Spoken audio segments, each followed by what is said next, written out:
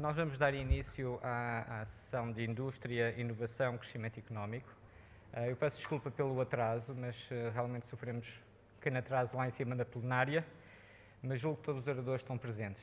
Em primeiro lugar, queria agradecer à organização pelo convite que nos foi dirigido a todos, em especial aos oradores que aqui estão presentes, se terem deslocado até Lisboa, sabendo que estamos numa situação um pouco crítica na região, e a todos o meu bem-aja. E se calhar começávamos sem mais demoras. Eu só queria dizer uma pequena coisa. Nós estamos realmente limitados no tempo. Vamos tentar respeitar os 10 minutos que estão previstos, para tentarmos sair o mais cedo possível e cumprir com o horário, está bem? Então eu gostava de dar as boas-vindas, em primeiro lugar, ao Ernesto Neto Carrilho, que vem do Centro de Investigação em Economia e Gestão da Universidade de Coimbra, e nos vai falar sobre a temática de crise em crise, o que temos aprendido. Por favor, Ernesto.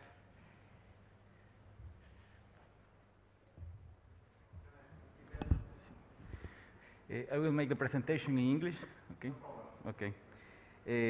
Good morning, everyone. It's a real pleasure to participate in this event. Okay.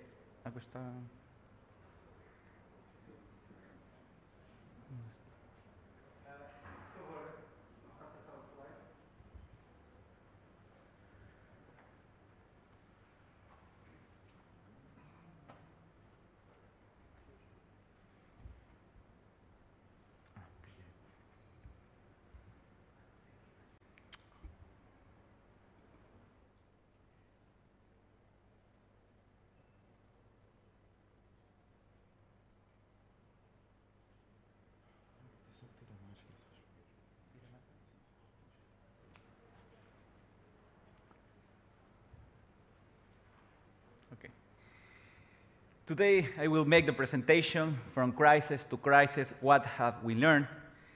In this presentation, I will show you some results of a project that is carried out in the Center for Business and Economics Research of the University of Coimbra. In this project, we studied fare dynamics during the Portuguese Great Recession, and we expect that the results we obtained can be useful to face the current COVID-19 economic crisis with better tools. The researchers of this project are Carlos Carreira, Paulino Teixeira, and myself, Ernesto Nieto Carrillo. To start with the presentation, I would like to introduce one relevant theoretical prediction, especially within the Schumpeterian tradition, to understand how the market is expected to behave during times of recession. This prediction is known as the cleansing effect of recessions. According to this theory, crises are times when low productivity firms are driven out of the market at a higher rate, so that resources are reallocated to more productive uses. If this cleansing effect would prevail, then resources reallocation would be counter-cyclical, encouraging a strong and fast recovery. That is, a V-shaped pattern is expected. However, something that is particularly interesting in the Portuguese context is that economic growth was unusually weak in the aftermath of the Portuguese crisis, that is, after the period 2008-2013. So it is important to understand what happened. There are several factors that could undermine the efficiency of market selection. We focus on the role of credit restrictions, which were likely to be more relevant during the financial Great Recession.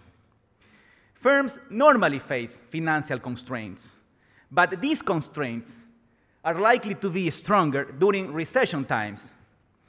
With increased credit restrictions, economic growth can be impaired by three channels: by an increased exit risk of viable firms, by a difficulty in attracting funding for new innovative projects, or by a higher tolerance of banks or creditors towards low productive debtors in financial distress. Having this in mind, the main purpose of this presentation is to briefly examine the role of credit restrictions on resource allocation efficiency, taking advantage of a natural experiment, the 2008-2013 recession.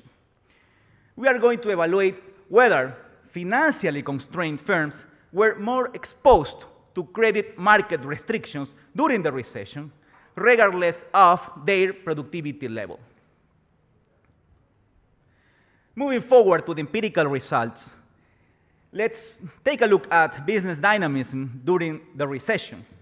Here we can observe that, as expected, the entry rate during this period fell by 1 percentage point, while the exit rate of firms rose by 2.1 percentage points. Additionally, the job creation rate decreased 5.1 percentage points, while the job destruction rate increased 5.4 percentage points. However, here the main point is to analyze how these creation and destruction dynamics take place in terms of productivity. In this regard, we found in our study that during this period, high productivity firms have an even lower exit probability and grow faster than their low productivity counterparts, which is in line with the cleansing hypothesis. Nevertheless, credit market restrictions play a crucial role.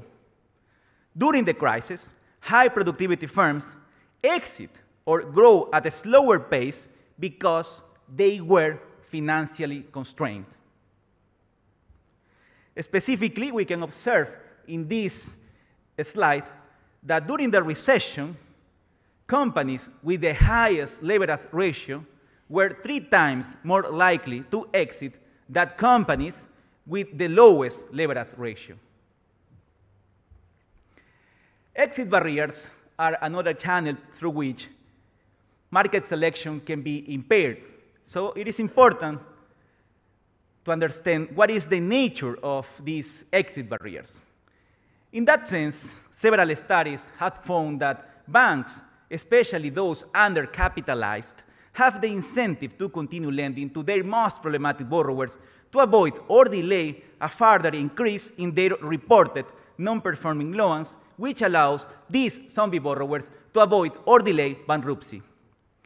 Aggregate productivity growth is expected to be hampered not only by the preservation of low productivity firms, but also by the externalities it generates on the entry, growth, and exit of healthy firms. In our study, we found that the zombie incidence has been quite relevant in the Portuguese economy.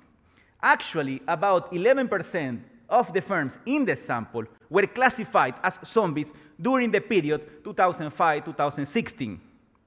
Also, we found that resources sunk in the zombies even increased during the Great Recession, which suggests that during this period, these perverse incentives would be greater. We also found, and we also confirmed, that a higher zombie share in a given industry is associated with a below-average productivity performance. Specifically, we found that a 1% decline in the zombie share entails a 3.1% rise in industrial productivity. Finally, in order to compare the different contributions of firm dynamics to aggregate productivity growth, we performed dynamic decomposition techniques. We found that the negative productivity growth during the recession is mainly explained by a sharp fall in the within firm contribution. That is, during this period, there were less innovation, training, and management improvement. This suggests that in times of a higher uncertainty, in times of strong credit market restrictions, incumbent firms tend to avoid high productivity or high risk projects. To conclude, in our study, we actually found that deep recessions are primarily periods of counterproductive destruction rather than creative destruction. The absence of policies aimed at mitigating firms' financial constraints appears to have fostered the exit of productive firms, while creditor forbearance would have encouraged zombie survival.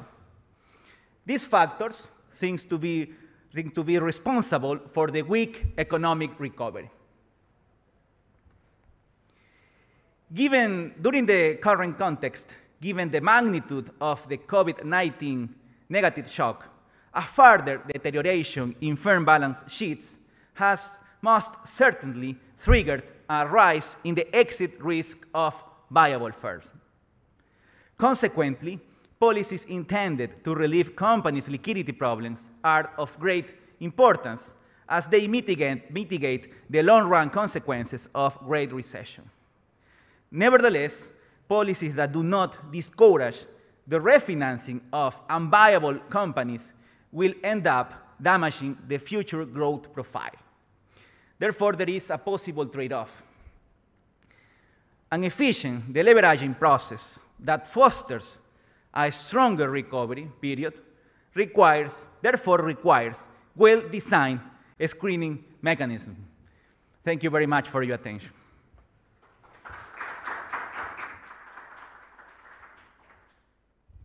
Thank you, Ernesto. There are some questions to Ernesto. You can say in Portuguese or in English. So you are talking about zombie companies. For me, it was very interesting because I come from biology sector, and for economics is something interesting to see that zombie companies are indeed surviving to this crisis. So how we can eliminate this zombies company? Because you talk about the compromise between financial. If we just take off all these zombie companies, the recovery process will be faster, or the social impact will be more destructive, because we also must balance also the social impact. Great, nice question.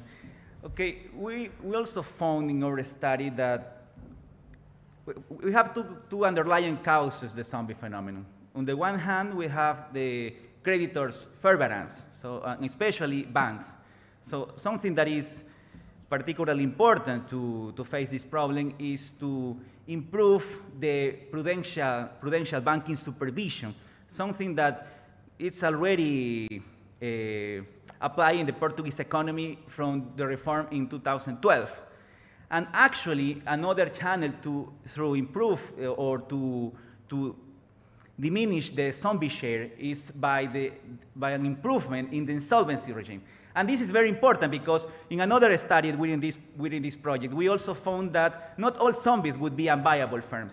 So there are some firms that are financially constrained, but they are still viable firms. So by this channel, we can compensate or we can diminish the aggregate demand losses linked to job destruction, for instance. And it is important also to design mechanisms as labor market policies, no, to improve the movement of workers when these kind of firms exit and they are relocated to other firms. We have to diminish the cost of these labor dynamics to diminish the cost of this destruction of zombie firms. But first, it's important to design these screening mechanisms to differentiate viable from non-viable firms. Okay. Thank you, Ernesto. Okay, maybe you can move now. Thank you for your participation. Thank you very much. So I would like to...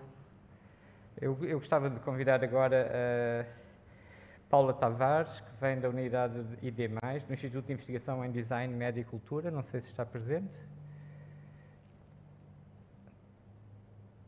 Paula Tavares. Não está? Então passamos ao próximo. E será a Cristina Fernandes, do Núcleo de Estudos em Ciências Empresariais. Há bocado a Cristina estava presente.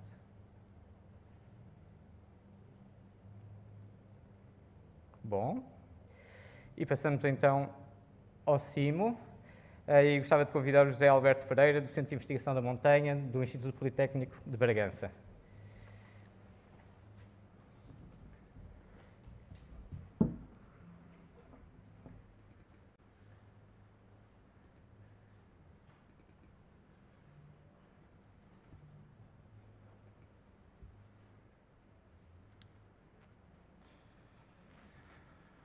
Bom dia a todos. Eu tenho a minha apresentação feita em inglês, mas vou falar em português. Penso que é mais cómodo para todos nesta fase. Bom, o meu nome é José Alberto Pereira, estou aqui na posição de coordenador do Centro de Investigação de Montanha. O Centro de Investigação de Montanha é um centro classificado pela FCT como excelente e neste momento estamos a sofrer uma reorganização para nos agruparmos juntamente com outro centro da nossa instituição em laboratório associado e é disso que eu vos venho falar de certa forma.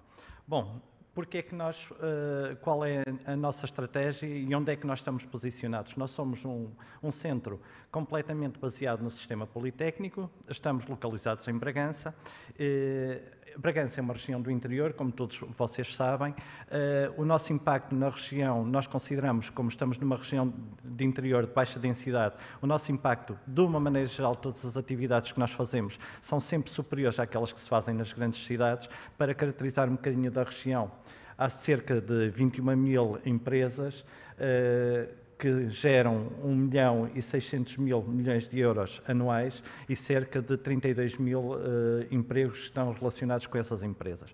98% das empresas da nossa região são pequenas e médias empresas e 98% delas têm a cerca de dois trabalhadores. Também o produto interno bruto normalmente é relacionado com o setor terciário. Bom, o CIMO, como é que nós estamos organizados? Somos um centro de investigação, sobretudo com uma visão interdisciplinar. O nosso foco, as nossas duas áreas de atividade são a engenharia química e a agricultura, silvicultura e pescas. E estamos organizados em duas linhas de investigação, os sistemas socioecológicos e os produtos e processos sustentáveis, e cada uma dessas linhas de investigação tem dois tópicos de investigação mais importantes. Como vos disse, no último concurso para laboratórios associados, juntamos-nos com um outro centro da nossa instituição e neste momento temos uma candidatura a laboratório associado aprovada e somos 243 membros, 96 dos quais membros integrados, e queria chamar só a atenção de dois números aqui. Como somos uma instituição de ensino superior politécnico, não podemos dar o grau de doutor, mas não é por isso que nós deixamos de ter estudantes de doutoramento. Neste momento temos 84 estudantes de doutoramento connosco e temos 27 investigadores contratados a tempo completo. Portanto, isto penso que são números, de certa forma, que mostram o impacto que nós temos na região também, ao nível de fixação de pessoas. Para além disso, em 2012, cerca de 11% do produto interno bruto era gerado pelo Instituto Politécnico de Bragança na região. Bom, vamos nos organizar em três áreas. A primeira ligada aos recursos naturais, agricultura e ambiente, portanto, que é um dos focos da nossa atuação e é sobretudo ligado a questões concretas que queremos ajudar a resolver. Uma outra linha temática é baseada nos alimentos e soluções de base biológica.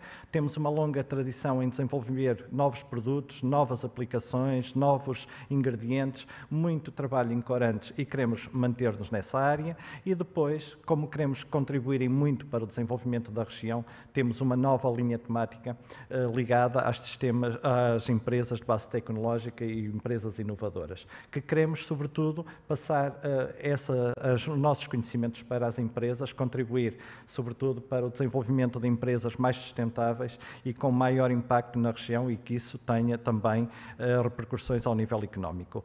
Bom, o que temos feito? Selecionamos 5 casos. Para vocês verem, sabem que Bragança a nossa região é, sobretudo, agrícola. Portanto, temos tido muito trabalho desenvolvido e temos atuado ao nível das políticas públicas, ao nível de controle de problemas fitossanitários que atacam as principais culturas da região, como, por exemplo, o castanheiro. É conhecido de todos que a região de Bragança é das principais regiões produtoras a nível nacional de castanha. No entanto, nos últimos anos tem tido dois grandes problemas, a vespa das galhas do castanheiro e o cancro do castanheiro, que nós temos ajudado a contribuir. Também é conhecido, já ouviram falar todos, certamente, das pragas que atacam neste momento, pragas e doenças, a oliveira e outras fruteiras, como, por exemplo, a Xylella fastidiosa, que é chamada a ébola das oliveiras. Nós, neste momento, temos 3 projetos europeus onde estamos a trabalhar nisso e a tentar ajudar no seu controlo. Também Ao nível de um outro caso selecionado, é ao nível da transferência que temos para o setor florestal e também para o setor do ambiente. Temos ajudado a criar soluções para melhor gerir a floresta e gerir os recursos naturais da nossa região. Neste momento estamos muito empenhados, juntamente com o MOR, na criação do Observatório de Montesinho Dionísio Gonçalves, que é um observatório que se vai dedicar, sobretudo, às questões de monitorização ambiental da região de Montesinho. Temos colaborado com agências internacionais como a ISO e também com a ANSES, a nível francês, no desenvolvimento de modelos de segurança alimentar. Um trabalho imenso também ao nível como já vos referi, do desenvolvimento de novos produtos, novas aplicações, sempre com base biológica e de recursos naturais da nossa região. Temos várias patentes publicadas nesta área, várias empresas ou spin-offs que estão a ser criadas e várias transferências para o setor produtivo para os ajudar a crescer e também uma cooperação industrial muito grande. Portanto, estas pequenas empresas, muitas das vezes, com a nossa ajuda, conseguem dar o salto, conseguem aumentar postos de trabalho, conseguem meter mais gente no sistema, que é isso que nós queremos, e também conseguem fixar um maior número de pessoas na região, que também é isso um dos nossos objetivos. Bom, é evidente que não fazemos isto sozinhos, temos colaborado muito com praticamente todos os agentes do sistema científico nacional, ou seja, as universidades e politécnicos temos colaborado, ou temos colaborações praticamente com todas, para além disso, muitos centros de investigação com quem colaboramos. A nível internacional, temos em todos os continentes um conjunto muito grande de colaborações, com um grande realce, sobretudo na América e América Latina e em África e no norte da Europa.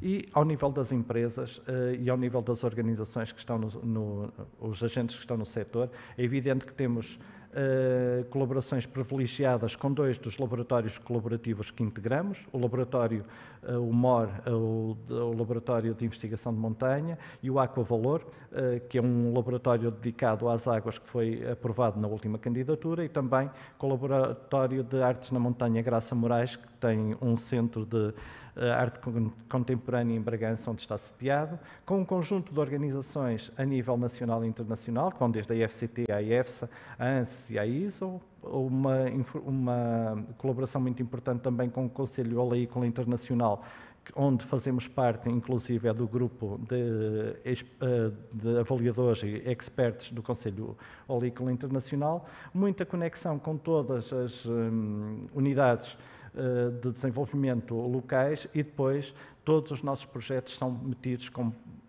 um conjunto de empresas muito grandes, não estão aí todas, mas de qualquer maneira é só para terem ideia. Algumas delas são grandes, na realidade outras têm 1 ou 2 empregados, mas não é por isso que para nós deixam de ter menos valor, é com essas que temos que trabalhar, é com 98% do tecido empresarial da região que temos que trabalhar e temos obrigatoriamente que as ajudar a desenvolver. E lá está ali a BLC3, portanto também com quem temos uma grande colaboração. Bom, a nossa produção científica tem crescido nos últimos anos, portanto, mais uma vez, o nosso foco é sobretudo a agricultura, mas também a química. Tentamos publicar sempre nas melhores revistas. Isso tem-nos posicionado nos rankings internacionais muito bem. Por exemplo, na área da ciência e tecnologia de alimentos, no ano passado, no ranking de Xangai, estávamos na 30ª posição a nível mundial. Este ano conseguimos subir uma posição, estamos na 29ª. Temos a Egli Cited Researchers, 2 investigadoras do nosso centro que têm estado consistentemente nesses rankings e, de qualquer forma, temos um percurso que muito nos orgulhamos. Também desenvolvemos um conjunto de patentes, não estão aí todas, mas de qualquer maneira estão aí alguns exemplos, exatamente sempre com o tecido empresarial. E, como vos disse, temos um volume de projetos muito grande. Neste momento temos 85 projetos ativos no nosso centro, o que é bem exemplificativo da nossa ação. Portanto, é praticamente um por membro integrado, das várias fontes de financiamento disponíveis. E, para terminar, dizer-vos que o Centro de Investigação de Montanha e o nosso novo laboratório associado são a única instituição portuguesa baseada exclusivamente como laboratório associado no sistema politécnico. Isso para nós consideramos que é uma grande vantagem e que nos ajuda, a nossa filosofia é sempre ajudar a resolver problemas, com investigação muito orientada na prática. Temos uma forte implantação regional e queremos contribuir para o desenvolvimento da região e fixação de pessoas muito alinhadas, evidentemente, com as políticas portuguesas e europeias. Também estamos a desenvolver carreiras científicas. Como vos mostrei, temos um grande número de investigadores, jovens investigadores, quer em doutoramento, quer doutorados, e também o nosso passado projeta-nos a nível nacional e internacional para contribuirmos com as nossas políticas. E agora, muito obrigado e disponho-me para alguma dúvida ou questão que queiram colocar. Muito obrigado. Alguma pergunta? Sim, só a favor.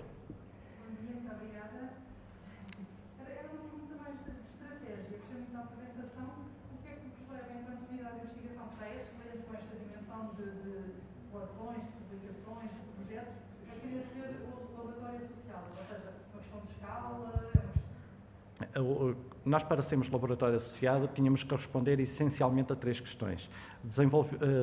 Contribuir para as políticas públicas numa determinada área, não é? Portanto, nós queremos contribuir muito para as políticas públicas de desenvolvimento do interior e das regiões de montanha onde nós estamos fixados, contribuir também para o desenvolvimento de carreiras científicas. Nós, neste momento, estamos a desenvolver carreiras científicas para os nossos investigadores. Temos, como vos disse, 27 investigadores contratados, apenas 2 como contrato sem termo, mas de qualquer maneira é nossa política chegarmos aos 14 investigadores nos próximos 5 anos. E também contribuir para a internacionalização. Contribuir para a internacionalização, entendemos nós muito bem posicionados. Porquê? Porque temos projetos europeus e temos, sobretudo, projetos naquelas regiões de fronteira, muitos projetos POCTEP e Interreg com os nossos vizinhos. Portanto, ao sermos laboratório associado, fomos buscar competências que não tínhamos no outro centro de investigação, muito mais ligados à digitalização e contribuir para as políticas públicas exatamente nessa área, não é? Para o desenvolvimento regional, que isso é uma das questões que nos é muito querida e que nós queremos contribuir para isso.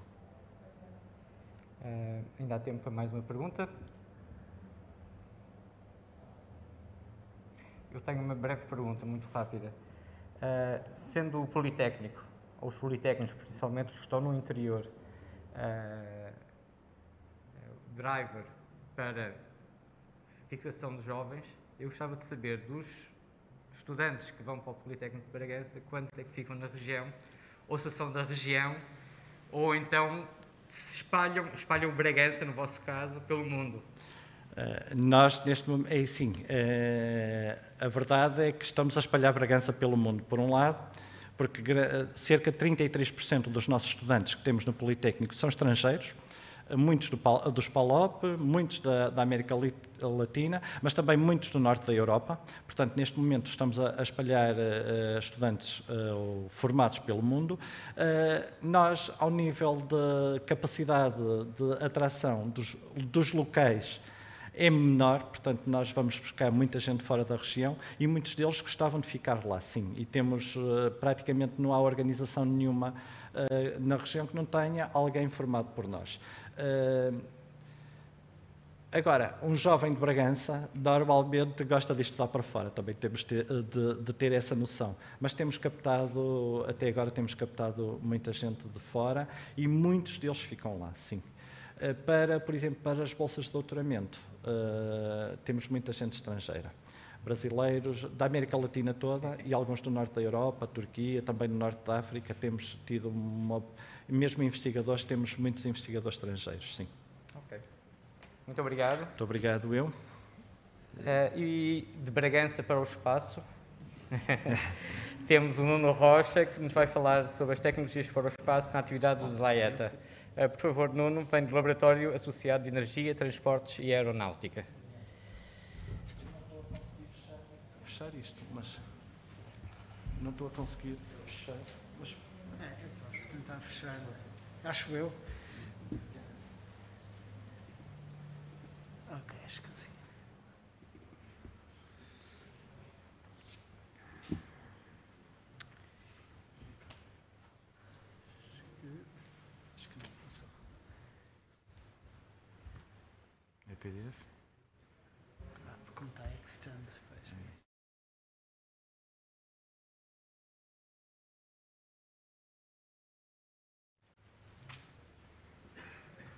Ora, bom dia, do espaço agora, não tão longe quanto Bragança. Eu se calhar vou fazer a apresentação em inglês, não sei se temos alguém, mesmo que possa estar na live a ouvir em inglês, e se calhar eu persegui em inglês. É como... Mas se quiserem também posso fazer em português, mais perto, não é? Sim. Pronto, ok. Então, começando... so, we move to English then. My name is Nuno Rocha. I come from INEGI in Porto. So I'm a research coordinator, mainly dedicated for space and defense, and also within LAETA, which is the associated laboratory. I'm one of the coordinators of the space thematic line, so the presentation that I'll give today is about our activities within LAETA on space activities. So first about LAETA. LAETA is an associated laboratory that is dedicated to energy, transport, and aerospace, and other emerging fields, mainly based on the activities on mechanical, materials, and aerospace engineering. So we cover things like material science, advanced production, computational mechanics, design and optimization, aerospace science and technology, intelligent systems, biomechanics, energy, and environment. So in total, we are about 260 integrated researchers, about 170 collaborator researchers, and 250 PhD students. In terms of the management, so LAETA is managed by INEGI in Porto, IDMEC from IST, ADA in Coimbra, and the ROG in the University of Beira Interior. So the main competence domains that we bring to space technologies are on lightweight structures design. We do a lot on micro and macro mechanical modeling, topological optimization. We do a lot of work in deployable structures and mechanisms. We develop new composite materials, and most of them are semi-products for space applications. We also look into new advanced manufacturing processes, covering things like additive manufacturing and new assembly strategies. We do some work on aerothermodynamics, thermal management systems. We develop specific space test systems, so focusing in mechanical ground support equipment and zero-G devices. And we also cover space systems engineering and concurrent design. And on space dynamics, we also work on GNC and mission analysis and design. So we have a broad range of national and international partners. These are a few. So we work a lot from SMEs. There are some cases where we did the spin-in of companies like SGL in Barreiro to the space sector. We work with other research centers, universities.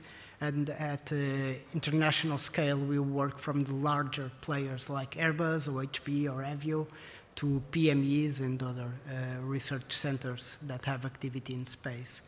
So having now a look a little bit on some of our projects. So as I said before, we work on tailored composite materials for space applications.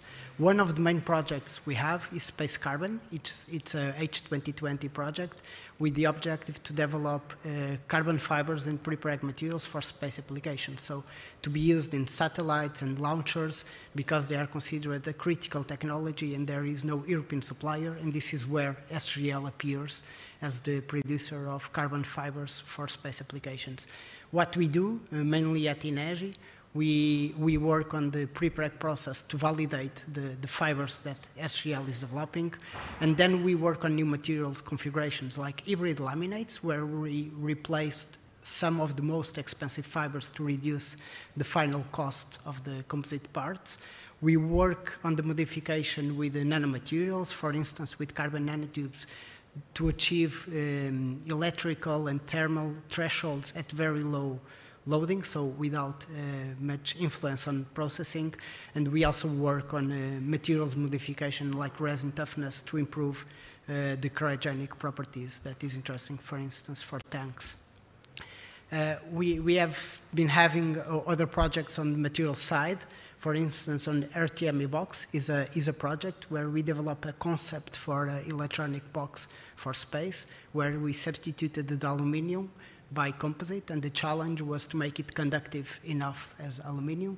So in the end, we reduced about 20% of weight. We used a very high conductivity fibers with 800 watt-meter Kelvin. And we also had to play a little bit with the structural thermal design and also looking at the processes that consume less energy and looking to the production and to make it cost efficient for small series production. NATAP project is a project where we apply the nanotechnology on a composite material to create optical mirrors that have a better roughness than traditional composite mirrors. And well, we reduced about 95% in the final roughness with benefits on weight saving. As I said before, we also work on deployable structures. Comet is another ESA project where we are developing a deployable boom fully made in composite without mechanical hinges. And with this technical solution, we are able to reduce the total weight of the boom from 20 to 30 kilos to only 500 grams. Okay, and what we do is to work on micromechanical modeling, to work on the geometry of the hinge that makes possible the boom to open, and we develop these new solutions based on genetic algorithms, and we study some effects that are relevant for this type of structures, like the relaxation effects. And we have been having also a big activity on the development of high-performance test systems for large deployable structures. And what we do is to develop test systems that have a suitable precision. So they need to be very high precision. They need to simulate the zero-G and to provide all the gravity offloading that is required. And we have a big family of projects testing these large structures. And recently, we have been involved in one of the candidate missions for Copernicus, where we are testing the final system that will fly in the end, hopefully. On the additive manufacturing side, we have this NewSat project. It's a MIT project where we are working on a new concept for a miniaturized satellite based on topological optimization and making use of additive manufacturing to make it possible to be achieved. We have other projects on additive manufacturing for space. We have a PhD thesis with ESA and the University of Cambridge, where the idea is to develop a direct energy deposition process that combines with artificial intelligence to develop new structures and to make it possible to be achievable by manufacturing. Maybe some of you also know the IST-SAT project from IDMEC. They are developing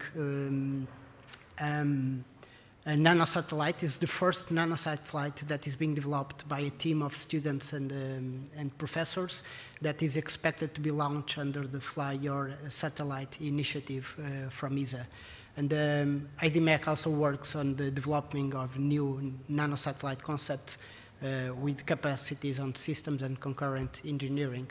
And we have also other projects on nanosatellites, for instance, OrcaSat with the Canadian Space Agency, where IDMEC is working on a 2U nanosatellite that is able to have photometric reference calibration, so to support ground-based telescopes, and in particular, IDMEC is working on the modular spacecraft bus design, on the design, for example, to make it as most energy efficient as possible. We also work a lot on space dynamics and mission design. So Aerog has been working in chaotic dynamics in aerospace to provide online detection and then to provide additional control systems to correct this. And also on attitude motion and passive and semi-passive stabilization systems, and especially looking to dynamics of gyrostat satellites. Also, Aerog has been working on control of space rendezvous trajectories, in particular with nonlinear filtering for radar-based tracking and prediction. On the orbital mechanics, IDMEC has been studying on fast crewed missions to Mars and ways to optimize the access to Mars.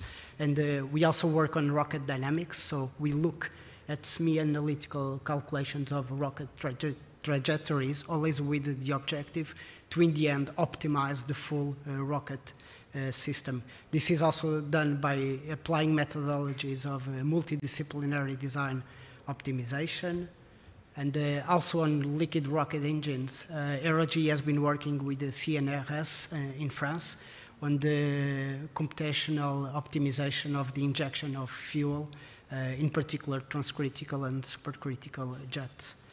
The Aerogy has also been looking at a new family of propellants. I'm nearly there. Looking at biofuels and how to make it more efficient by adding nanoparticles. And finally, to conclude, we have also looked into hybrid rockets, so that combine in the propulsion system solid and liquid propellants. And IDMEC has been working on a new computational framework based on multidisciplinary design optimization. And the idea is then to find the best or the optimum balance between the final mass and the specific impulse of these rocket engines, and this is done on the computational side. So, thank you. I'm sorry if I was a little bit late. Thanks a lot, Nuno. I don't know if you have some questions. It was quite interesting to know that Alaeta is on the top, is just going well in the space. I have a question. Yeah. You are talking about space, Yeah. but this technology, what do you think about how this technology will be applied in Earth? Yeah. Because it's Yeah, quite it's a good, important. of course, Because the objective is Earth, finally. This has been the history of space. So like a driver of the technology has been always like this. Even composite materials that we talked a lot, it was mainly driven by aerospace and space itself. And then suddenly we are talking about composites in cars. Okay? And this takes about 30 to 40 years. But other technologies, if you think, I also talked about deployable technology. So deploying is very relevant for space because it minimizes space for launching. But of course, then you start thinking on new structures on Earth that can make use of the deploying mechanisms on the heat dissipation. So thermal management is critical in space. But of course, you can use this new technology and to apply it on Earth to make it more energy efficient system. So it has been always the history of space, so we hope to continue contributing like this. Sometimes starting in space, then moving into Earth, but we also do the opposite. Sometimes I also talked about hybrid laminates, and the objective is to reduce the price. So another thing is, everyone is looking to reduce the price, but what if you can also reduce the price of this space technology? So it's a little bit like this. You need to shift a little bit technology between the different domains.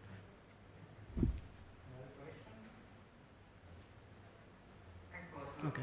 Obrigado.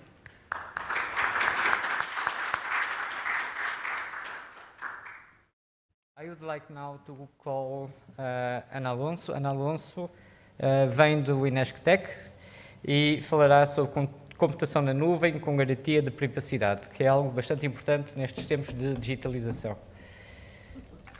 Ora, bom dia. Ana, se puder falar um bocadinho mais à frente do microfone. Não Está sei bem? se captam Assim bem. está bem? Sim.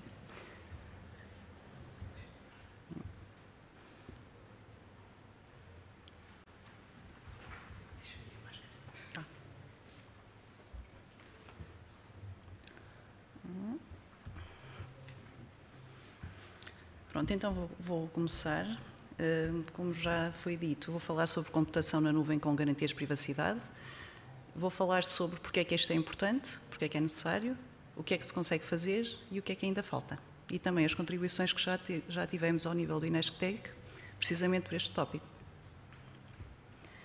Ora bem, cada vez mais são gerados mais dados por todos nós. São cada vez mais úteis para alguns e podem trazer cada vez mais perigo a cada um de nós. São explorados, por exemplo, para identificar tendências emergentes, para otimizar processos industriais ou de outro género, para entender ou prever o comportamento, por exemplo, dos consumidores ou das pessoas, simplesmente, e permitem também criar ferramentas, como por exemplo ferramentas de diagnóstico para profissionais de saúde, que são úteis também para todos nós. E, em geral, nesta área, aquilo que acontece é que a utilidade da informação que se consegue extrair dos dados está em conflito com a privacidade a quem reportam os dados.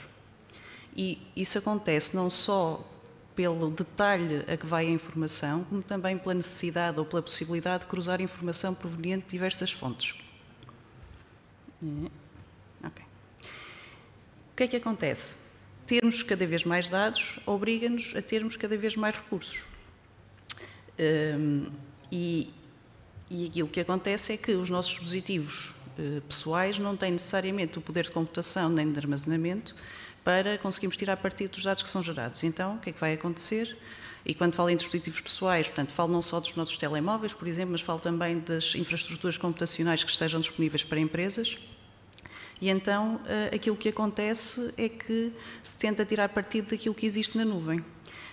A nuvem, a cloud, não é? Que são infraestruturas de terceiros, de grandes empresas como a Google, a Amazon, a Microsoft, que aquilo que dão a quem as utiliza é a possibilidade de aumentar a capacidade computacional disponível ou aumentar a capacidade em termos de armazenamento disponível à medida que é necessário. Portanto, esta elasticidade que existe não só no aumentar à medida que se precisa, mas também diminuir quando não é necessário. E com isso consegue-se fazer uma gestão do custo muito mais fina do que investir na infraestrutura quando é necessária, na infraestrutura própria. O problema é que, para tirar partido desta capacidade, aquilo que vai acontecer é que podemos estar a expor dados que são sensíveis. Porquê? Porque os dados que estão na nuvem, não é? Que estão na infraestrutura da Google, da Amazon, etc., estão expostos a várias coisas e que não são visíveis ao cliente, não é? Pode haver acessos não autorizados, podem ser feitas cópias não autorizadas. Quando pedimos para serem removidos os dados, temos que acreditar que foram removidos, mas não conseguimos garantir que de facto assim aconteceu. E este tipo de ataques, podem ser provenientes não só daquilo que imaginamos logo, são os administradores de sistemas de infraestruturas deste tipo, mas podem ser de várias empresas que são subcontratadas e que nós, clientes, não fazemos ideia que poderão ter acesso aos nossos dados. Haverá também sempre a possibilidade dos ataques externos, maliciosos, mas também basta haver eventos como erros de configuração ou problemas na gestão de credenciais e os nossos dados que estão na cloud foram expostos. E nem sequer temos a garantia de que, se eles foram expostos, nós somos notificados de que isso aconteceu. Já houve vários casos de quebra de confidencialidade em que o assunto não foi divulgado durante muito tempo. Ora bem, se nós não temos controle sobre os dados a partir do momento em que estão na nuvem, isso quer dizer que, para muitas aplicações, se calhar não se vai poder tirar partido deste tipo de economia. Porque dados relativos à saúde, a serviços públicos, ou mesmo apenas dados relativos a empresas que possam conter, de alguma forma, segredos industriais, não vão utilizar a cloud nesse caso. No mínimo dos mínimos, temos de ter em consideração as restrições legais que podem impedir que o façamos. Por exemplo, restrições legais que se apliquem sobre o local onde os dados vão estar armazenados, porque nós podemos contratar a cloud aqui em Portugal, mas os nossos dados vão parar a uma outra região qualquer. Okay? E por isso temos de ter esse tipo de preocupação. E, no limite, é possível que todas estas restrições façam com que não seja simplesmente possível utilizar esta tecnologia. E aqui, portanto, existem duas formas ou dois modelos de pensar na computação na nuvem com garantias de privacidade. Um é aquele que se chama o modelo de outsourcing, em que basicamente, portanto, eu cliente, tenho um dispositivo, seja um dispositivo pessoal, seja uma infraestrutura de computação que é limitada em termos de capacidade, vou querer delegar a computação e ou o armazenamento de dados em infraestrutura de terceiros, mas, portanto, mesmo considerando que esta infraestrutura tem recursos ilimitados, praticamente virtualmente ilimitados, sei que não posso confiar nessa infraestrutura. O outro modelo é um modelo em que consideramos que existe um conjunto de parceiros que têm dados próprios, que pretende extrair informação, ou seja, trabalhar sobre a totalidade dos dados dos parceiros, que não podem juntar os dados, seja por restrições legais, por exemplo, não podem fazer cruzamento de informação, seja porque têm interesses em conflito, e que simplesmente concordam em revelar aos outros o resultado da computação, mas nunca os dados em si. Por exemplo, isto permite-me saber uma média de uma medida qualquer, sem nunca revelar os valores individuais dessa medida. Por exemplo, a média do consumo de energia elétrica numa determinada população. É bastante diferente eu poder saber esta média e poder fazer alguma coisa com isso, de ter que conhecer os valores individuais de todas as medições, de todas as pessoas para o saber. Como exemplos, podemos considerar então, por exemplo, o obter estatísticas sobre dados de organismos governamentais e o fazer cruzamento sobre esses dados. Também existem aplicações que se baseiam ou que se aplicam nas cadeias de abastecimento, em que, reparem que numa cadeia de abastecimento temos vários participantes que podem ter interesses que não querem revelar uns aos outros, podem ter competidores e podemos ter simplesmente interesses que não se querem revelar, ou, por exemplo, coisas tão simples como evitar a colisão de satélites militares.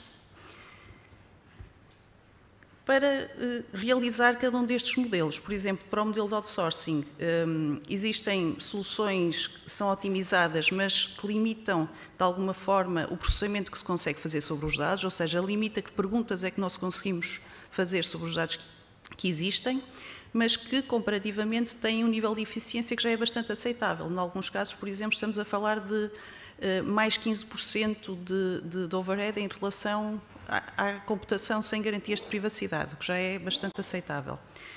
No entanto, isto é feito também à custa de alguma flexibilização da informação libertada, ou seja, pode ser necessário não conseguir preservar toda a privacidade, toda a confidencialidade da informação, mas revelar pequenos bocadinhos dessa informação. Por exemplo, em vez de revelar, naquele exemplo da média, em vez de revelar só o valor da média, poderá ser necessário dizer quantos registros é que foram considerados. Okay? Estamos a revelar um bocadinho, mas não todos os dados em detalhe. Para o outro modelo, para a computação colaborativa, existem também protocolos, que são protocolos computacionais, que são bastante mais complexos, permitem ter outros compromissos em termos de segurança, mas também são menos eficientes, embora a área esteja a evoluir. Uma pergunta que é simples e que com certeza já sabem que a resposta é não, pelo que eu estava a dizer. Portanto, poderia pensar-se no início que bastaria cifrar os dados a colocar na cloud. Porque é que isto não funciona? Isso funciona se nós quisermos simplesmente guardar lá uma cópia, não funciona se quisermos processar sobre os dados. E pior ainda, se cada vez que o cliente quisesse processar os dados, extrair alguma informação, tivesse que fazer o download da cópia que está na cloud para o seu dispositivo para processar lá. Ou seja, isto vai completamente contra o modelo de utilização da nuvem para computação. Existem algumas opções, eu não vou entrar em grande detalhe, mas basicamente elas, aquilo que fazem é ou restringir o tipo de perguntas que se pode fazer e que, por exemplo, neste caso a Searchable Encryption, cada vez que se faz uma nova pergunta, obriga-nos a revelar um bocadinho da informação que está armazenada, ou existem outros esquemas que nos permitem fazer mais perguntas, mas que obrigam a utilizar diversos esquemas para o suportar e que, no conjunto, vão revelar mais informação sobre os dados. Neste tópico, por parte do Indesktec, houve 2 projetos particularmente focados neste tópico. Um deles foi o Practice. Posso salientar aqui, portanto, que o objetivo era esconder dados de outros utilizadores e dos fornecedores de serviço, para ser possível e seguro fazer a computação em servidores de terceiros e também permitir que, portanto, naquele modelo colaborativo, diversos parceiros possam computar sem confiar uns nos outros. Okay? E daqui saiu, por exemplo, um conjunto de linhas orientadoras de como integrar este tipo de ferramentas em aplicações. e também uma plataforma prática de análise de fraude fiscal. Foram também criadas plataformas para suportar fichas clínicas, processamento sobre genoma, etc. Outro projeto foi o projeto Safe Cloud, que eu estou a dizer foi porque estes projetos já terminaram, embora esta linha tenha continuado a ser desenvolvida, em que o objetivo era permitir que cada um escolha em quem quer confiar. Ou seja, por exemplo, se quiser utilizar a infraestrutura da nuvem, em vez de colocar todos os meus dados numa só, vou escolher, por exemplo, 3. Em que cada um deles, não, com aquilo que vê dos meus dados, não consegue retirar nenhuma informação sobre o que lá está, mas os 3 juntos conseguem responder-me às minhas perguntas. Okay? Também daqui saíram múltiplos resultados, incluindo alguns protótipos que vou referir a seguir, e também a criação de uma startup. Pronto, estas contribuições eu também vou passar um bocadinho depressa, mas basicamente aquilo que nos dão são diferentes compromissos entre desempenho, segurança e utilidade dos dados. Okay? Umas baseadas na utilização de diversos esquemas criptográficos na forma como se armazenam os dados e outras baseadas em abordagens colaborativas, como esta que eu estava a referir, em que se dispersam os dados por um conjunto de nuvens e não numa só. Depois também, e agora mais recente, temos estado também a olhar para como tirar partido deste tipo de técnicas, mas aplicadas a bases de dados relacionais, ou seja, que nos permitem uma flexibilidade muito maior no tipo de perguntas que podemos fazer, e também no cálculo analítico com garantias de privacidade. Por um lado, avaliando o tipo de carga de cálculo analítico, como é que se comporta em relação aos esquemas criptográficos que selecionamos, e, por outro lado, também a utilização deste tipo de esquemas e também de hardware confiável, de enclaves, de ambientes isolados de execução, para conseguir, quando, por exemplo, se vai tentar criar um modelo de machine learning sobre um conjunto de dados, que isso possa ser feito em infraestrutura de terceiros, mas sem revelar nem os dados, nem o modelo que está a ser construído. Porquê é que é importante não revelar o modelo? Porque o modelo é a informação útil que eu quero extrair dos dados. E se isso for revelado... Sim, é o meu último slide. Muito obrigado. Se o modelo for revelado, estamos a dar a quem detém a infraestrutura informação muito útil pela qual nós estamos a pagar, entre aspas. Obrigada. Muito obrigado, Ana, por nos esclarecer destes pontos que são tão críticos atualmente, não é? Sim, é os verdade. dados em nuvem. E foi pena, porque eu tinha uma pergunta, mas poderei fazer depois, porque o meu laboratório é um laboratório colaborativo em economia circular e, portanto, isto é muito premente para nós. Nós temos um projeto a correr precisamente em economia circular, está agora a começar, o projeto CircThread, em que vamos precisamente aplicar este tipo de tecnologia. Exatamente, em que a desmaterialização é algo muito importante. Muito obrigado. Eu, já como ultrapassou um bocadinho demais o tempo, se calhar passamos para o próximo orador e gostava de convidar o Luís Silva. O Luís Silva vem do Laboratório de Instrumentação, Engenharia Biomédica e Física da Radiação e vai-nos falar sobre transformação digital na indústria, com foco no operador 4.0. Muito obrigado.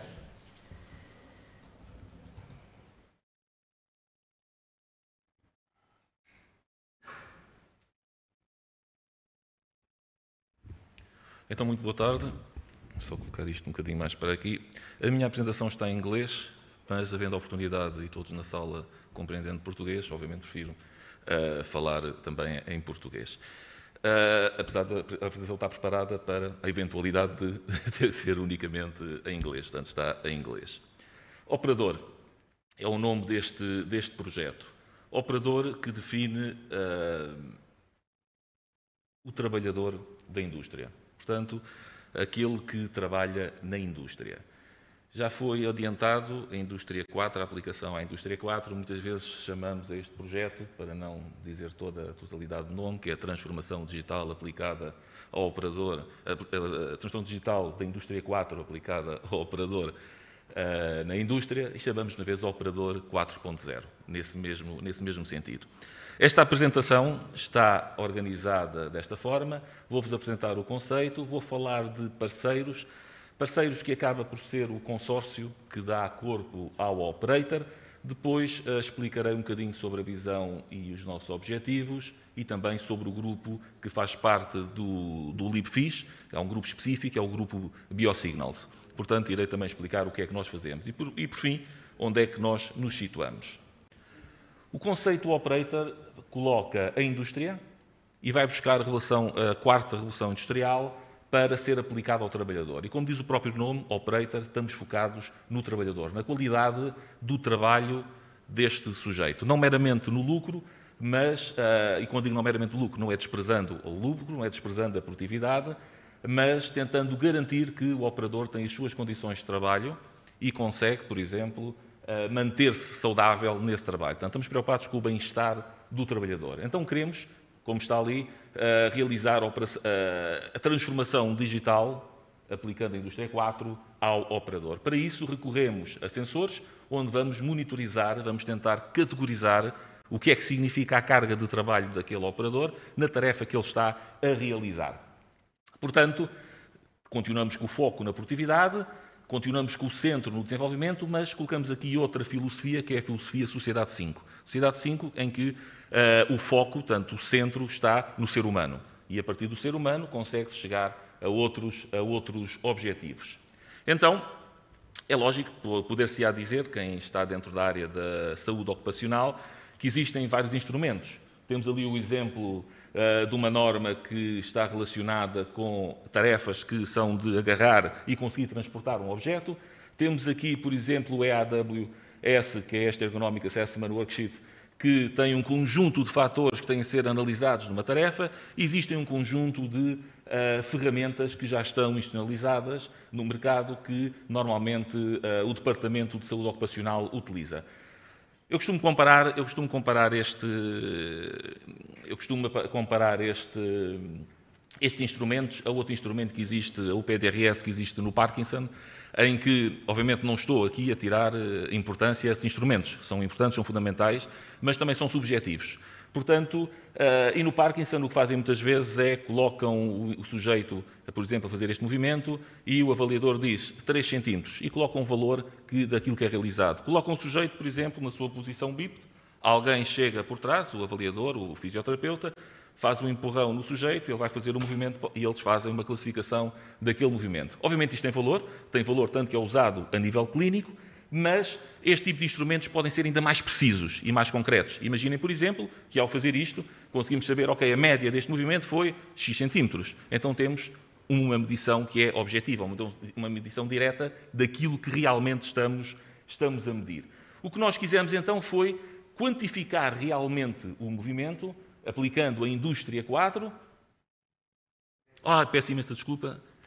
Estava ali a pensar, quando estava ali sentado, estava a pensar assim, olha, uma das vantagens de ser orador é poder tirar a máscara. Cheguei aqui, nunca mais me lembrei da máscara. Obrigado. Então, para isto, como é que organizámos este projeto? Este aqui é o consórcio. Temos ali a Zenith Wings, por exemplo, temos ali o Control Consul, que são empresas que já estão no mercado na saúde ocupacional e querem recursos para poder aplicar. Por exemplo, a Zenith Wings trabalha na agricultura, trabalha também na Indústria 4. Control Consul, por exemplo, organiza o posto de trabalho e muitas vezes basta uma tesoura, por exemplo, na indústria têxtil, em que está colocada do lado direito e do lado esquerdo e basta colocá-la do lado direito para facilitar logo aquela tarefa do trabalhador. Temos ali a Fraunhofer, temos obviamente a Volkswagen, a Auto Europa e também a NST, da indústria têxtil, e existem também, e temos aqui o MIT, que também faz parte integrante deste projeto. Como é que está organizada esta ideia? Temos quem está na própria indústria, exemplo da Volkswagen e NST, temos quem quer aplicar soluções à indústria, Zenith Wings e também a Control Consul, e depois temos quem possa realizar os equipamentos que são precisos e possa também realizar as patentes desses equipamentos. É o exemplo da Fraunhofer. E temos o nosso caso, a LibFish, e o nosso grupo em específico, o Biosignals, que trata da parte científica que está por trás destas estruturas. Tanto os algoritmos, a forma de recolher os dados, como tratar estes dados. Portanto, este projeto Operator depende deste consórcio. O que é que nós queremos, obviamente? Queremos o que se chama Positive Ergonomics. Queremos criar índices e queremos classificar tudo o que tiver a realizar ali o sujeito. Podem ser dados desde movimento, desde eletrocardiograma, desde temperatura ambiental. Vamos ver quais são os fatores que estão dependentes ou que podem alterar a qualidade daquela tarefa. E vamos criar, então, mecanismos, poder classificar o que é que está a acontecer com aquele trabalhador. Portanto, o que é que aquela tarefa, o que é que a carga de trabalho daquela tarefa significa na carga do trabalhador. E é este o objetivo, de certa forma. Se olharem para ali, para estes triângulos, temos o before e o after, e aqueles triângulos lá em cima não estão preenchidos. Para a mesma produtividade, e eu acredito para aumentar até a produtividade, mas para a mesma produtividade podemos melhorar a saúde ocupacional e a capacidade da saúde mental do próprio trabalhador. E a partir daí, obviamente, certos problemas que temos, por exemplo, as baixas, é um exemplo, não é? A incapacidade de trabalhar numa estação de trabalho e ter que se adaptar forçadamente a outra estação de trabalho, acaba-se por ter a solução para que isso não aconteça. Portanto, há aqui uma parte preventiva. Mas também há outra parte, que é, ok, eu tenho que adaptar. Então, como é que eu adapto? O que é que tem que alterar para estar adaptado àquela pessoa e conseguir manter a produtividade? Então, para isso, a nossa solução passa exatamente pelo desenvolvimento de equipamento, de sensores, que são colocados de maneira facilitada no trabalhador. Essa informação daquilo que está a acontecer nas várias dimensões, seja a nível ergonómico, seja a nível da produtividade, ou seja a nível da sua estabilidade cognitiva, é enviada para um telemóvel primeiro, portanto, são os dados do trabalhador, e depois também para uma central, para um servidor central que faz parte da organização, que pode gerir esses dados. Mediante a apresentação anterior, agora estamos já a pensar assim, o quê? A nível central, obviamente que quem tem acesso àqueles dados, em princípio, deverá ser o departamento ocupacional e o tipo de dados que devem passar aos dados que são do trabalhador, que será a sua totalidade, e depois são dados concretos, mas é algo, obviamente, que será também que estamos a discutir, não é? Como é que estes patamares passam de forma a poderem ser utilizados, mas não serem abusados, serem aplicados para o seu próprio propósito. Então, o que nós fazemos basicamente é isto. Temos a aplicação no telemóvel, temos vários sensores. Aquilo são sensores que foram desenvolvidos, já está, o protótipo está patenteado e foi desenvolvido pela Fraunhofer, e nós é que testamos e trabalhamos da parte de desenvolvimento de algoritmos para poder utilizar estes dados. Naquele caso, neste exemplo, temos ali dados ambientais, estão a ser recolhidos e consegue-se criar índice sobre o trabalho, sobre o desenvolvimento do trabalhador ao longo daquela tarefa. E também, obviamente, quantificar o risco ocupacional. O tempo passa a correr. Já levei com o amarelo. Então, o que é que nós fazemos? Exatamente o que é que nós fazemos? O que nós fazemos é a parte toda científica, não é? O que é preciso a nível de investigação, as recolhas, o que é que tem que ser implementado, quais são os desenhos que têm que ser operacionalizados, como é que é estruturada a framework para poder recolher esses dados e depois como é que eles são transportados para o mercado. Sintetizando isto tudo, o que nós fazemos é isto, a instrumentação, depois queremos o processo, temos a tomada de decisão e então aplicamos, sendo isto um processo que não é estático, não é fluido só num dos sentidos. De uma forma mais identificativa em relação ao projeto, e aqui já deriva de um novo projeto que nós estamos neste momento a desenvolver, que tem a ver com o envelhecimento, tem a ver com o facto das pessoas estarem a ver mais tempo e temos que estender o período de reforma. Então, automaticamente, estas pessoas têm que ter condições para trabalhar e acreditando que devemos, não é dizer que há pessoas mais ou menos competentes, mas sim que há indivíduos que temos que saber o que é que cada um pode contribuir para conseguir utilizar esses mesmos recursos. Então, dentro do âmbito de age-friendly environments, estamos a adaptar este desenho. O que é dito? Começando pela satisfação do trabalho, para haver satisfação do trabalho tem que haver uma interação, não é uma só, entre a competência do trabalhador e entre a complexidade da tarefa. Se eu conheço muito sobre aquela tarefa e vou realizar essa tarefa, obviamente que vai depender também da dificuldade que tem do outro lado para eu ficar contente com o produto que vou ter.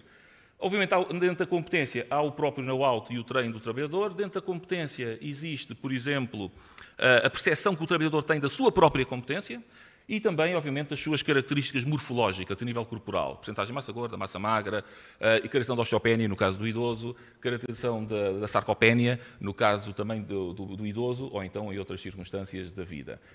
Isto faz a competência do trabalhador. Trabalhador, juntamos as questões com a tarefa, e aqui não está ali a própria percepção que o trabalhador tem com a tarefa, e temos o output. E o output vai-nos dar, para além da percepção com o trabalho, a satisfação, vamos também ter a questão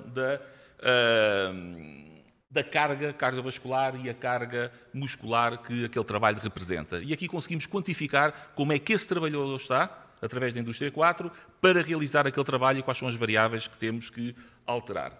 A título de exemplo, e a finalizar, aqui foi para o moderador este toque, e a finalizar, temos aqui um exemplo tão simples como meramente um eixo de um acelerómetro, em que conseguimos dizer qual é a percentagem de tempo que ele teve uma determinada amplitude, quantas vezes realizou aquele movimento, dentro de um ciclo da tarefa. E falando em ciclos, temos aqui um exemplo de uma matriz de similaridade, conseguimos ao longo do trabalho que foi exercido, ao longo do tempo que ele teve a realizar, temos aqui 3 ciclos de trabalho. O primeiro ciclo é o mesmo, com características diferentes e com intervalos que o definem, e temos aqui um ciclo que não teve nada a ver com os ciclos anteriores em relação à tarefa. Ou seja, conseguimos quantificar, quer a nível fisiológico, quer a nível motor, quer a nível ambiental, quais são as variáveis que estão a contribuir para a satisfação do trabalhador. E, por fim, vou só apresentar isto é o ponto em que nós estamos a trabalhar a nível da segmentação de trabalho e quero-vos apresentar só, finalmente, a nossa equipa, o nosso coordenador de laboratório, that good looking guy, deste lado sou eu, e alguns dos nossos alunos também de doutoramento. E pronto, muito obrigado. Ainda levei cartão vermelho. Muito obrigado. Uma questão muito breve. Já sabia. Faz favor. Já estava à espera. Também contava. Obrigada. Por acaso não tem nada a ver com a utilização dos dados, era só uma curiosidade.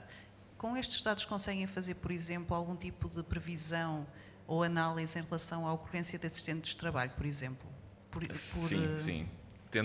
Nós estamos a aplicar também, além destes dados mais diretos, estamos a aplicar um conjunto de medidas para avaliar a ocorrência de lesão e também as locais do corpo que estão a ser afetadas, para depois poder, obviamente, com machine learning, com outras técnicas, conseguir identificar o risco de ocorrência dessas mesmas lesões, para depois poder prevenir ou poder predizer se pode acontecer ou não essa lesão. Mas sim. Ok, obrigada. Obrigado. Mais alguma questão? Muito rápida? Eu tenho uma que diz respeito à privacidade e portanto, dos dados. Na realidade, aliás, são duas. Uma, como é que escolheram os operadores? Não é? Porque são questões éticas que se levantam, não é? E depois, no futuro, como é que esta informação pode ser gerada, ou melhor, gerida? Vai ser, por exemplo, as seguradoras poderão ter acesso a isso e dessa forma aumentar ou reduzir os seguros, ou mesmo excluir pessoas de determinado trabalho, não é? De uma forma, não digo aleatória, mas utilizando um algoritmo que é inócuo, porque agora está na moda os algoritmos, e portanto que de certa forma nos liberta também do nosso pensamento crítico. E portanto queria ver como é que é essa relação em relação ao futuro. Eu acho que é bastante útil, mas pode levar a caminhos que se calhar não estão ainda pensados. Sim, neste momento estamos exatamente a discutir essas questões éticas, nomeadamente no que respeita à utilização da própria fábrica para fins que não são os ideais. O que está a ser colocado é no mesmo âmbito da outra informação médica.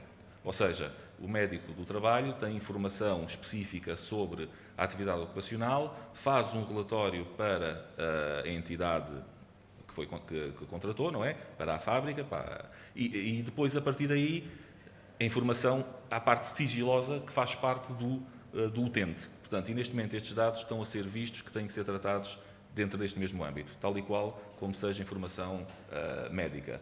Sendo que esta informação médica, neste caso em particular, pode não estar restrito ao médico, mas também ao indivíduo que é responsável da ergonomia, ou seja, dentro da saúde ocupacional.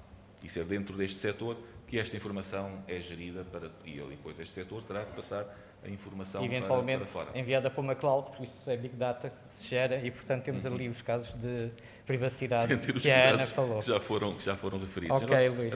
Havia uma pergunta também que era a primeira. Como é que foram selecionados? Pronto, essa é uma boa questão, porque nós selecionámos o número de indivíduos com base nos cálculos de potência, pronto, todas essas questões. Mas a realidade é um bocadinho diferente na prática, ou seja, na prática existe aqui um feedback muito grande a nível vai haver agora até para o próximo mês uma visita do consórcio, no caso da Auto Europa, para tentar avaliar quais são as atividades que fazem sentido neste momento, face ao risco ocupacional, de serem avaliadas. E neste caso, existe comunicação entre as várias partes para chegar a esse acordo. Ok. Muito obrigado, Luís. Obrigado. E para terminar, pedia à Rosa Pilão, peço desculpa. Não sei se está presente, a Rosa. Bom, não estando presente, eu iria então encerrar, e acho que encerramos a tempo, apesar do atraso de meia hora com que começou. Queria agradecer a todos os oradores, eu acho que foi uma sessão muito interessante, que passou desde a avaliação da crise e como podemos recuperar de uma crise, passando depois para o papel dos politécnicos, em particular o exemplo de Bragança, depois as tecnologias do espaço, como é que poderão realmente fazer com que Portugal seja um ator maior nesta área, passando às questões de privacidade em nuvem e agora também ao operador 4.0, e já começou a falar na sociedade 5.0, se entendi bem, portanto é extremamente interessante. E a todos que aqui estiveram presentes, pela vossa participação, quero agradecer e desejo um bom almoço e uma salva de palmas para todos. Muito obrigado.